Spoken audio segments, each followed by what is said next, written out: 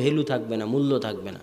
IPL বিপিএলের জুয়া, পড়াশোনার নামগন্ধ নাই, সময় নষ্ট, মোবাইলে সময় নষ্ট, ফেসবুকে সময় নষ্ট, ইউটিউবের সময় নষ্ট, জুয়ার আড্ডায় সময় নষ্ট, মদের আড্ডায় সময় নষ্ট। এই যুবক সমাজ দিয়ে জাতির কি হবে?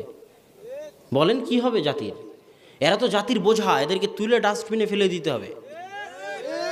এরা জাতির জন্য বোঝা, এদেরকে তুলে ডাস্টবিনে ফেলে দিতে হবে। ইসরায়েলে যাও, ইসরায়েলের ইহুদি কয়দিন বিপিএলের আয়োজন করে, কয়দিন আইপিএলের আয়োজন করে, কয়দিন ওরা মদ জুয়া আড্ডা নিয়ে ব্যস্ত থাকে, গিয়ে দেখে আসো। ওদের কাজ পড়াশোনা করা, ব্যাংক ব্যালেন্স, অর্থনীতি, জ্ঞান বিজ্ঞান, গবেষণা প্রযুক্তিতে উন্নত হয়ে তোমাদেরকে কচু কাটা করা, এটা হলো ওদের উদ্দেশ্য। আর তোমাকে ওই যে বিপিএল আইপিএল, নারী, নাচ গান, ফেসবুক ইউটিউব, সময় নষ্ট, মদ জুয়াতে ব্যস্ত রেখে তোমার মাথাকে ভোঁতা করে দেওয়া, তোমার ব্রেনকে অচল করে দেওয়া। আর তুমি ওই যে জীবনে কোনো দিন পড়াশোনা করোনি, তখন আর কি করবা? তখন পদ্মা সেতু বানাতে ইঞ্জিনের ভাড়া করা লাগে, চায়না থেকে ইঞ্জিনের ভাড়া করা লাগে, কোরিয়া থেকে, আর তুমি গিয়ে ইট বালু নিয়ে ওখানে লেবারি করবা। এই হলো উন্নত বাংলাদেশ।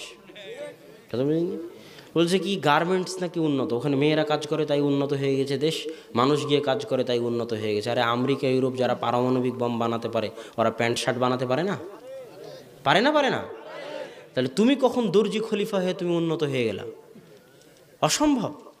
তোমার চাইতে যদি কম বেতনে আফ্রিকার লোকেরা বানিয়ে দেয় তো এই গার্মেন্টস আফ্রিকায় চলে যাবে। এটা নাম উন্নতি নয়। উন্নতি হচ্ছে জ্ঞান বিজ্ঞান গবেষণা প্রযুক্তিতে উন্নতি। অতএব যুবক, এখনও ফিরে আসো, এখনও সময় আছে। দেশ জাতির জন্য বোঝা হয়েও না, বুঝার চেষ্টা করো। দাওয়াতি কাজে সময় দাও, পড়াশোনায় সময় দাও, দেশ জাতিকে রক্ষা করার জন্য সময় দাও। দেশ জাতির জন্য বোঝা হয়েও না। দুনিয়া অল্প দিনের, কিছু করে গেলে মানুষ স্মরণে রাখবে, পরকালে পাবে। আর জাতির জন্য বোঝা হয়ে গেলে পরিবারের জন্য বোঝা, পিতার জন্য বোঝা, মাতার জন্য বোঝা, জাতির জন্য বোঝা, দেশের জন্য বোঝা, তুলে ডাস্টবিনে ফেলে দিতে হবে। কোনো কাজ নেই। এদেশের হাজারো যুবক ডাস্টবিনে ফেলে দেওয়ার যোগ্য।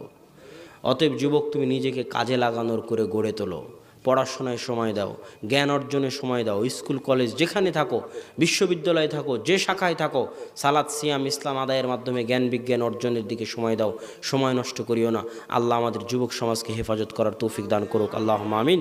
এই বলে আজকের বক্তব্য শেষ করতেছি। তবে জরুরি কথা হচ্ছে 13-14 ফেব্রুয়ারি রাজশাহী ডাঙ্গিপাড়া বিশাল সম্মেলন, সালাফি কনফারেন্স, সবাই উপস্থিত হবেন। লিফলেট আছে এখানে, লিফলেট নিয়ে যাবেন।